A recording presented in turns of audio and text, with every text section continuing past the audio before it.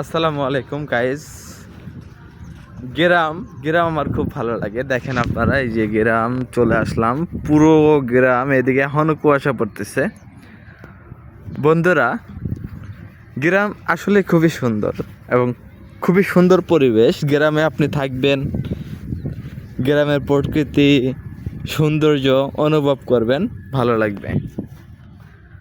আমি একটু ঘোরাঘোরার মধ্যে আছি, কি করবার বলেন, সারাদিন বসেই থাকি। এই যে এখানে অনেক ফসল করেছে, দেখেন, আপনারা দেখতে পাচ্ছেন।